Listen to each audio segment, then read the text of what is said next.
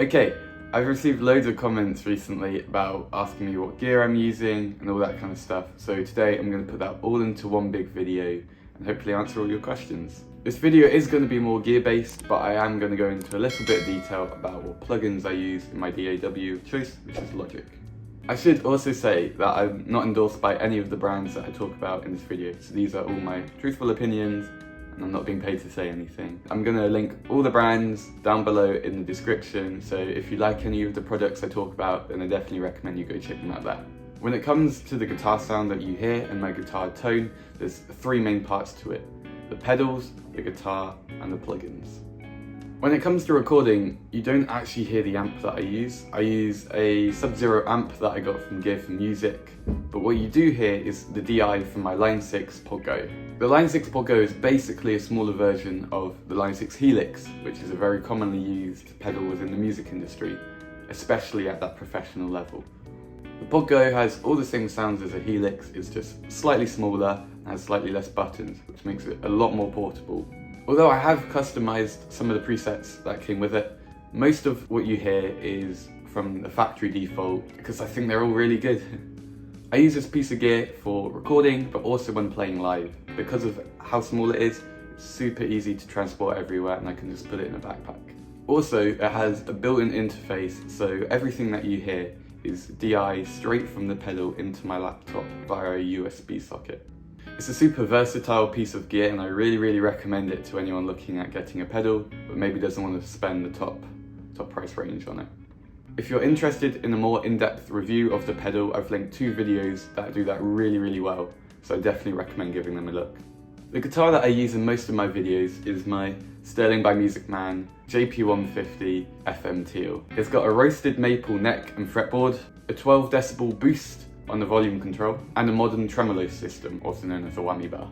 It has lock-in tuners as well, which means that it barely ever goes out of tune, which is quite surprising for a guitar like this with a floating bridge. This guitar is one of my favourites to play as it's really easy just to pick up because it's got a really nice and thin neck with low action, which is kind of how I like to have my guitars. And overall, it's just a really nice guitar to play. I really highly recommend this guitar for anyone looking at getting one that's under £1,000, as they're great for they are. They sound amazing and they play super well. So definitely go check it out. I'll put a link to these guitars down in the description.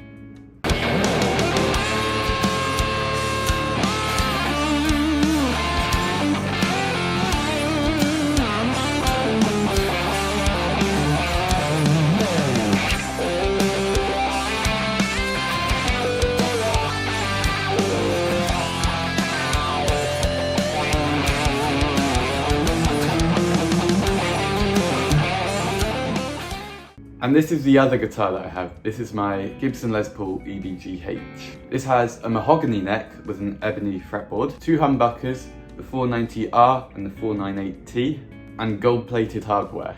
This guitar sounds great whether you've got clean sounds, distorted sounds, or anywhere in between, and it plays really well. It has a thicker neck, but I find that just changes my playing style a little bit, which isn't a bad thing. As well as that, when you have this guitar turned up, it really does scream and it's quite a thing to hear. Obviously, for a lot of people, Les Pauls are a dream guitar to own, so this one is amazing. Definitely highly recommend it if ever you do get a chance to, because I think they're great guitars, they really are. And they sound good, they look amazing. There's nothing really more I can say about it.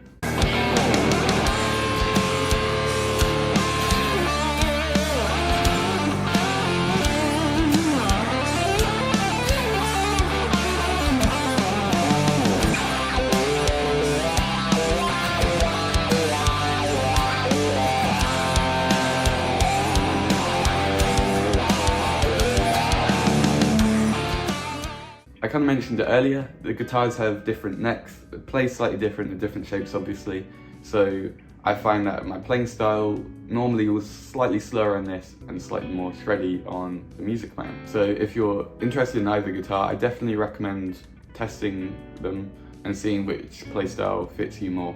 One of the benefits of the Music Man is the 12 decibel boost. It's really helpful and it acts almost as a compressor as it helps those quieter notes have a little bit more kick to them. However, the Gibson has a really nice rich sound, obviously a little bit more mids in there. The Music Man is a very trebly guitar, whereas, as I said, this is a lot more kind of mid-range.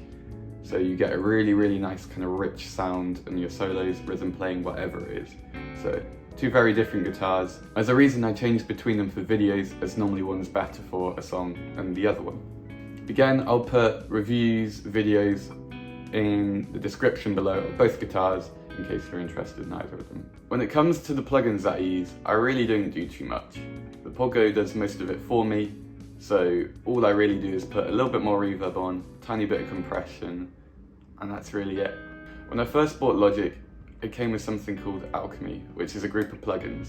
If I want loads of reverb on a song for whatever reason, maybe it's a slightly atmospheric song, and I use something called Space Designer, which is a plugin in Logic. I'll normally then play around until I find something I like, but I normally don't put too much reverb on as I'm not overly a fan of it.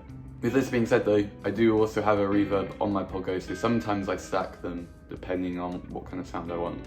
If I want to compress the guitar, if it's a more complicated solo, like Polyphia for example, a lot of tapping notes, I need to be able to compress that so that the quieter notes are heard. I normally play around with compressors until I find something I like. Same with the reverb, I don't normally put too much on, as I prefer the normal sound of the guitar. And I find putting a compressor on can sometimes take away some of the emotion that you get when playing. So those are the three main bits to get my sound. And hopefully it inspires some of you to start making videos as well. Anyways, I hope that was helpful, and I'll see you all in the next video.